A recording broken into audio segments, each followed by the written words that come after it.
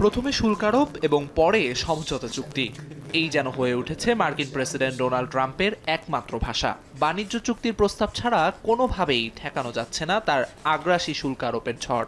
মঙ্গলবার কানাডার নতুন প্রেসিডেন্ট মার্ক কার্নির শুল্ক আরোপের জবাবে দেশটির ইস্পাত ও অ্যালুমিনিয়াম পণ্যের ওপর শুল্ক দ্বিগুণ করে 50% করার ঘোষণা দেন ট্রাম্প।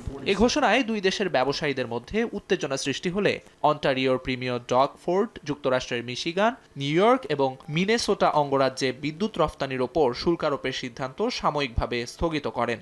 একই সঙ্গে অন্টারিওর সঙ্গে যুক্তরাষ্ট্রের বাণিজ্য চুক্তির প্রস্তাব দেয়। তার এই প্রস্তাবে রাজি হয়ে দেশটির ওপর আরোপিত নতুন 50% শুল্ক আরোপের সিদ্ধান্ত স্থগিত করে হোয়াইট হাউস। তবে বাণিজ্য যুদ্ধ বড় আকার ধারণ করলে যুক্তরাষ্ট্রে তেল রফতানি বন্ধ করে দিতে পারে কানাডা বলে জানিয়েছেন দেশটির জ্বালানি মন্ত্রী জোনাথন উইলকিনসন।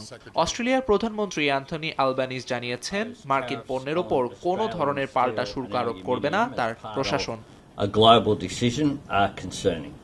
এদিকে আবারও মার্কিন ধনকুবের এলন মাস্কের প্রতি নিজের বন্ধুত্বের প্রমাণ দিলেন ট্রাম্প। হোয়াইট হাউস থেকে প্রকাশিত এক ট্রান্সক্রিপ্টের তথ্যানুযায়ী টেসলার প্রতি যে কোনো ধরনের সহিংসতাকে মার্কিন আইন অনুযায়ী সন্ত্রাসবাদ বলে গণ্য করা হবে। বিশ্বজুড়ে টেসলা বিরোধী আন্দোলন এবং শেয়ার বাজারে দরপতনের পর এমন সিদ্ধান্ত নিয়েছেন ট্রাম্প।